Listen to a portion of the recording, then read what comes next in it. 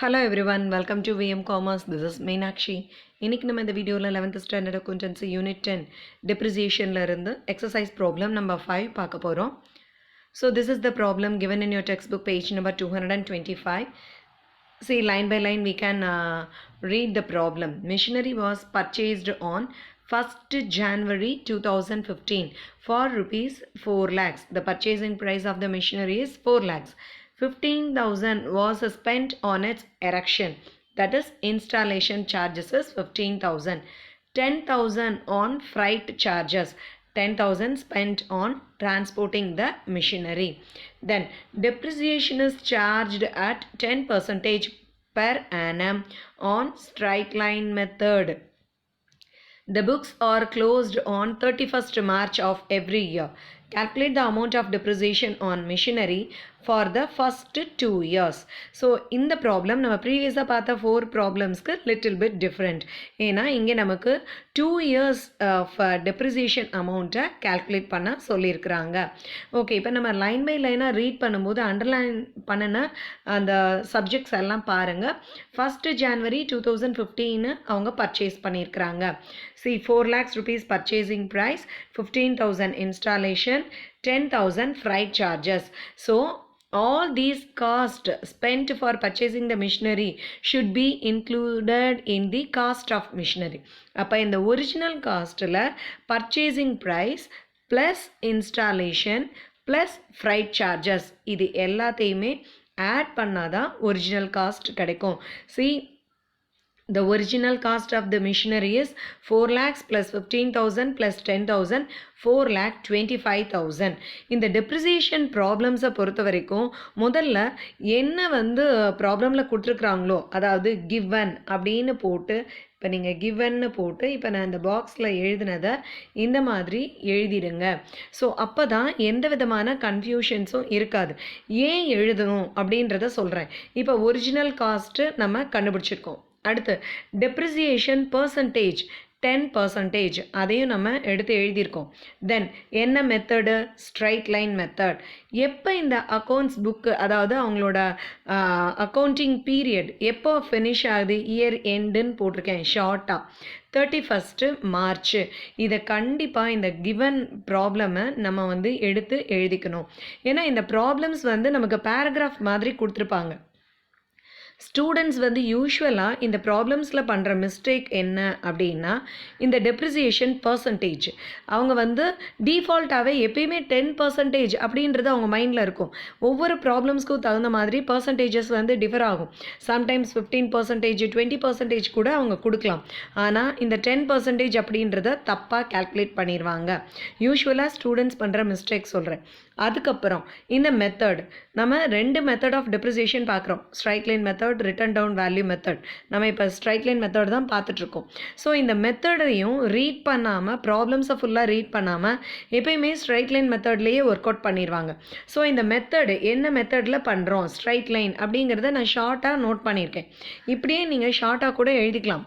ப்ராப்ளமில் கொடுத்துருக்கிறத கிவன்னு போட்டு நீங்கள் test papers, அதாவது ஆன்சர் ஸ்கிரிப்ட்ஸில் எழுதி வச்சுக்கிட்டிங்கன்னா எந்த விதமான கன்ஃபியூஷனும் இல்லாமல் இந்த ப்ராப்ளம்ஸை பண்ணலாம். அதே மாதிரி இயர் எண்டிங், எப்போ அந்த பிஸ்னஸ் அந்த அக்கௌண்ட்ஸை க்ளோஸ் பண்ணுறாங்க, சம்டைம்ஸ் 31st December கூட கொடுத்துருக்கலாம். ஓகே, ஸோ அதனால் அதை நம்ம கிளியராக செக் பண்ணணும். ஸோ அந்த இயர் க்ளோசிங்லேயும் சம்டைம்ஸ் தப்பு பண்ணிவிடுவாங்க. 31st Decemberன்னு கொடுத்துருப்பாங்க, ஆனால் அவங்க 31st March கண்டுபிடிச்சி வச்சுருவாங்க. ஸோ அதையுமே நம்ம பண்ணணும். ஸோ இதுதான் மெயினாக ப்ராப்ளம்ஸ் படிக்கும்போது இந்த அண்டர்லைன் பண்ணியிருக்கோம், அது எல்லாத்தையுமே நம்ம நோட் பண்ணியிருக்கோம் பாருங்கள் கிவனில். ஸோ ஒரிஜினல் காஸ்ட் அப்படிங்கிறது 4,25,000, depreciation percentage 10%, method straight line method, year closing date 31st March. இது கண்டிப்பாக உங்களோட ஆன்சர் ஸ்கிரிப்ட்ஸில் நோட் பண்ணி வச்சுக்கோங்க. அப்போ தான் கன்ஃபியூஷன் இல்லாமல் நம்ம பண்ண முடியும். இப்போ நம்ம ப்ராப்ளம்ஸ், இதுவே ஆன்சர் தான், நம்ம ஆன்சர் தான் ப்ரிப்பேர் பண்ணிகிட்ருக்கோம். இப்போ ஒரிஜினல் காஸ்ட்டு கண்டுபிடிச்சிருக்கோம். ஓகே, இப்போ நம்ம மெயின் சொல்யூஷனுக்கு வந்துட்டோம். டெப்ரிசியேஷன் 2 yearsக்கு கண்டுபிடிக்க சொல்லியிருக்காங்க. ஓகேவா? ஃபஸ்ட்டு எப்பயுமே ஃபஸ்ட் இயர் ஸ்டார்ட் பண்ணுறது purchasing date of the machinery, அங்கே தான் ஸ்டார்ட் பண்ணோம். அவங்க எப்போ பர்ச்சேஸ் பண்ணியிருக்கிறாங்க? 1st January 2015. ஓகே. ஆனால் அக்கௌண்ட்ஸ் க்ளோஸ் பண்ணுறது எப்போ 31 மார்ச் அதையும் நம்ம நோட் பண்ணியிருந்தோம். ஸோ 31 மார்ச் தான் அக்கௌண்ட்ஸ் க்ளோஸ் பண்ணுறாங்க. அப்போ 31 மார்ச் 2015 க்ளோஸ் ஆகுது. அப்போ இதுக்கு என்ன மீனிங்கு? மிஷினரி வந்து இன் பிட்வீன் த அக்கௌண்டிங் பீரியடில் பர்ச்சேஸ் பண்ணியிருக்கிறாங்க. Okay. So accounting period 31 March முடியுதுனாலே அக்கௌண்டிங் பீரியட் வந்து ஏப்ரல் 1 to 31 மார்ச்னு அர்த்தம். ஆனால் அவங்க 1 ஜான்வரி பர்ச்சேஸ் பண்ணியிருக்கிறாங்க. ஸோ அப்போ in between of the accounting year. So இப்போ இந்த 3 மாதத்துக்கு தான் நம்ம அமௌண்ட் ஆஃப் டெப்ரிசியேஷன் கண்டுபிடிக்கணும். ஏன் 3 மந்த்ஸ்? அதாவது பர்ச்சேஸ் பண்ணி 3 மந்த்ஸ்க்கு யூஸ் பண்ணியிருக்கிறாங்க அந்த மிஷினரியை. அப்போ 3 மாதம் தான் அது டெப்ரிஷியேட் ஆகிருக்கும். அப்போ 3 மந்த்ஸோட அமௌண்ட் ஆஃப் டெப்ரிசியேஷன் தான் நம்ம கண்டுபிடிக்கணும். எவ்வளோ யூஸ் பண்ணியிருக்கிறாங்களோ, எவ்வளோ வருஷம் யூஸ் பண்ணுறாங்களோ, எவ்வளோ மந்த்ஸ் யூஸ் பண்ணுறாங்களோ அதுக்கு தான் நம்ம அமௌண்ட் ஆஃப் டெப்ரிசியேஷன் கண்டுபிடிக்கிறோம். அப்போ ஃபஸ்ட் இயர் அவங்க 3 மந்த்ஸ் தான் யூஸ் பண்ணியிருக்கிறாங்க. ஓகே. 1/1 அதாவது 1 ஜான்வரியில் பர்ச்சேஸ் பண்ணியிருக்கிறாங்க. 31 மார்ச் அதே இயர் 2015 தான். ஸோ 15 தான் அந்த அக்கௌண்டிங் பீரியடும் க்ளோஸ் ஆகுது. ஸோ இப்போ original cost of the machinery என்னது? 4,25,000. டெப்ரிசியேஷன் பர்சன்டேஜ் என்னது? 10%. மந்த் எத்தனை மந்த்ஸ் யூஸ் பண்ணியிருக்கோம்? January, February, March 3 months use பண்ணியிருக்கோம். ஓகே. இப்போ நம்ம இதை சிம்பிளிஃபை பண்ணுவோம்.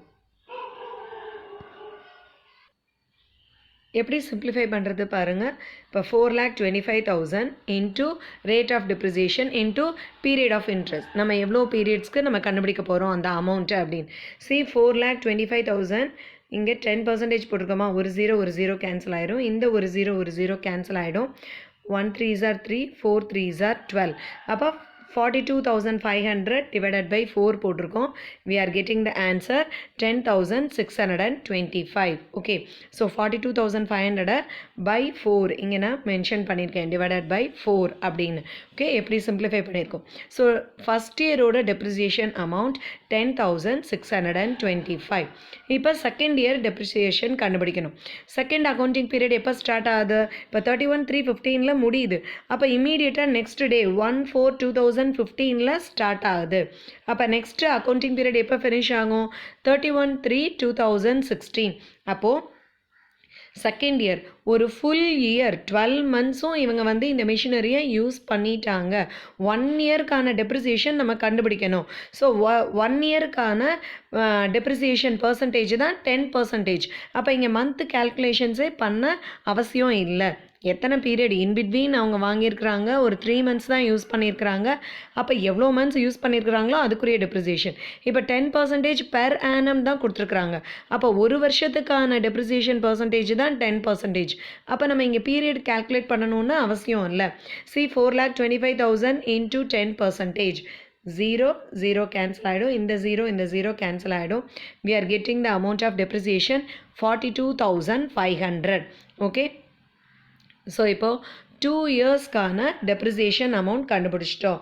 10,625. 10,625 first year depreciation. Second year depreciation 42,500. ஓகேவா? 2 இயர்ஸ்க்கு கண்டுபிடிக்க சொல்லியிருக்கிறாங்க. கண்டுபிடிச்சாச்சு. ஸோ இப்போது இதில் உங்களுக்கு ப்ராப்ளமில் வந்து ஜேர்னல் என்ட்ரிஸ் கேட்கல. ஆனால் நான் இங்கே ஜேர்னல் என்ட்ரிஸ் கொடுத்துருக்கேன்.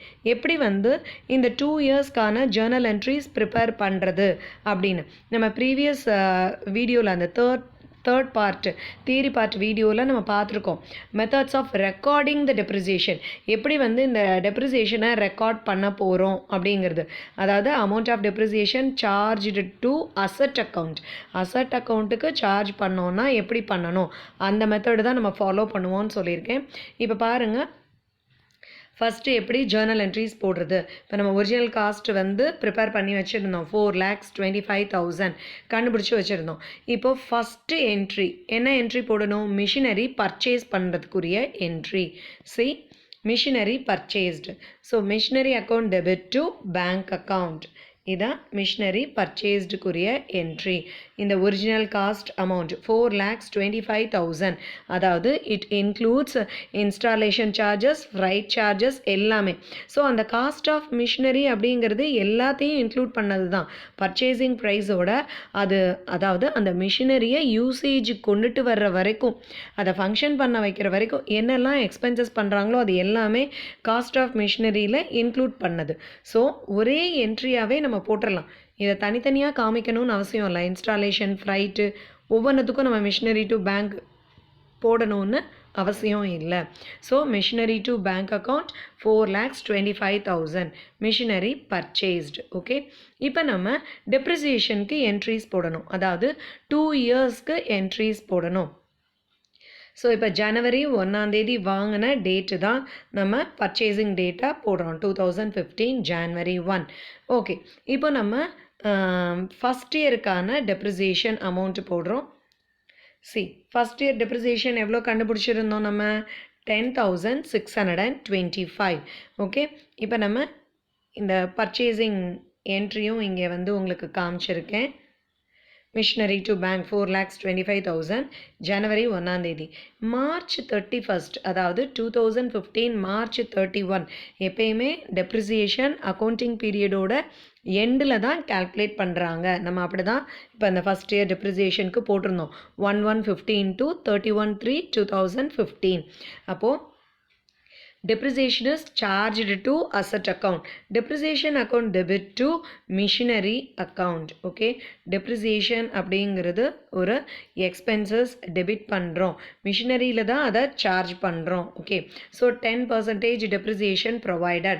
அந்த depreciation ஃபஸ்ட் இயரோட அமௌண்ட்டை இங்கே நம்ம என்ட்ரு பண்ணுறோம் 10,625. ஸோ இதுக்குரிய க்ளோசிங் என்ட்ரி என்னது? இது டெப்ரிசியேஷனை adjusting entry, depreciation to machinery closing entry. So இது வந்து ஒரு எக்ஸ்பென்சஸ் அப்படின்றதுனால பிஎன்எல் அக்கௌண்ட்டில் டெபிட் சைடு நம்ம இந்த டெப்ரிசியேஷனை காமிக்கிறோம். அப்போ க்ளோசிங் என்ட்ரி வந்து profit and loss account debit to depreciation account, being depreciation transferred to profit and loss account. Okay, same amount 10,625. நீங்கள் இங்கே கவனிக்க வேண்டியது டேட்டு ரொம்ப ரொம்ப இம்பார்ட்டன்ட். டெப்ரிசியேஷனை பொறுத்த வரைக்கும் மிஷினரி பர்ச்சேஸ்டுக்கு பர்ச்சேசிங் டேட் கொடுத்துருங்க. டெப்ரிசியேஷன் என்ட்ரிஸ்க்கு எப்பயுமே அக்கௌண்டிங் பீரியடோட எண்டிங் டேட்டு தான். ஸோ அதுவும் 2015 தான். இங்கே நம்ம காமனாக இயர் மென்ஷன் பண்ணிட்டோம். ஸோ மார்ச் 31 இந்த இயர் க்ளோஸ் ஆகுது, அதனால் மார்ச் 31 தான் ரெண்டு என்ட்ரியும் எழுதுகிறோம். ஸோ டெப்ரிசியேஷனுக்கு அட்ஜஸ்டிங் என்ட்ரியும் இருக்குது, ட்ரான்ஸ்ஃபர் என்ட்ரியும் இருக்குது. தட் இஸ் க்ளோசிங் என்ட்ரிஸ் அப்படின்னு சொல்கிறோம். ஸோ ரெண்டு என்ட்ரியும் போட்டாச்சு. ஸோ ஃபஸ்ட்டு மிஷினரி பர்ச்சேஸ்டு, தென் டெப்ரிசியேஷன், தென் டெப்ரிசியேஷன் ட்ரான்ஸ்ஃபர்ட். இப்போ இது ஃபஸ்ட் இயருக்கான அமௌண்ட்டு ரெக்கார்ட் பண்ணியாச்சு.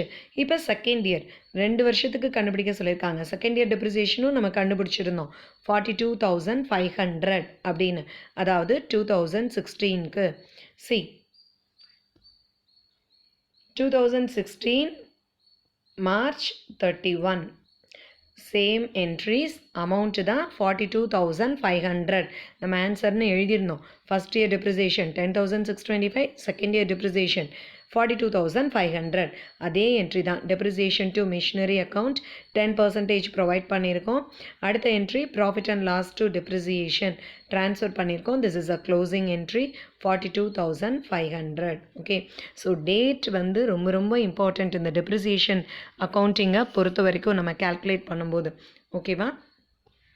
ஸோ இதுதான் 5th ப்ராப்ளமோட ஓவரால் சொல்யூஷன். அவங்க ஜேர்னல் என்ட்ரிஸ் வந்து உங்களோட புக்கில், டெக்ஸ்ட் புக்ஸில் வந்து அமௌண்ட் ஆஃப் டெப்ரிசியேஷன் தான் கண்டுபிடிக்க சொல்லியிருக்கிறாங்க. ஸோ நம்ம இந்த ஜேர்னல் என்ட்ரிஸும் வந்து லேர்ன் பண்ணிக்கிறோம். ஏன்னா நம்ம அந்த பார்ட் 3 தியரி பார்ட்ஸில் நம்ம பார்த்துருக்கோம். ஸோ அடுத்தடுத்த ப்ராப்ளம்ஸில் உங்களுக்கு ஜேர்னல் என்ட்ரிஸ் கேட்பாங்க. ஸோ இதில் நான் உங்களுக்கு அட்வான்ஸாக போட்டிருக்கேன் எப்படி வந்து ஜேர்னல் என்ட்ரிஸ் ப்ரிப்பேர் பண்ணுறது அப்படின்னு. ஏன்னா இந்த ப்ராப்ளமில் தான் உங்களுக்கு ஃபஸ்ட் இயருக்கும் செகண்ட் இயருக்கும் அமௌண்ட் வந்து டிஃப்ரெண்ட்டாக இருக்குது. டெப்ரிசியேஷன் அமௌண்ட் ஃபஸ்ட் இயருக்கு வந்து நம்ம எப்படி போட்டிருக்கோம் 2015 ஜான்வரி 1 பர்ச்சேஸ் பண்ணதுக்கு. ஸோ அதுக்குரிய 2 டெப்ரிசியேஷன். ஃபஸ்ட் இயரோட டெப்ரிசியேஷன் அமௌண்ட் வந்து வேறு 10,625 அதை என்ட்ரு பண்ணியிருக்கோம். அடுத்து 2016 ஸோ 2016க்கு 2 என்ட்ரிஸ் போட்டாச்சு. இங்கே 2016 மார்ச் 31 அப்படின்னு மென்ஷன் பண்ணணும். 42,500. ஸோ ஃபஸ்ட்டு ஒரிஜினல் காஸ்ட் கண்டுபிடிச்சிட்டு ஃபஸ்ட் இயருக்கு தனியாக டெப்ரிசியேஷன், செகண்ட் இயருக்கு தனியாக டெப்ரிசியேஷன். இங்கே வந்து டேட் வந்து ரொம்ப ரொம்ப இம்பார்ட்டண்ட் அமௌண்ட் ஆஃப் டெப்ரிசியேஷன் கண்டுபிடிக்கிறதுக்கு. ஓகேவா?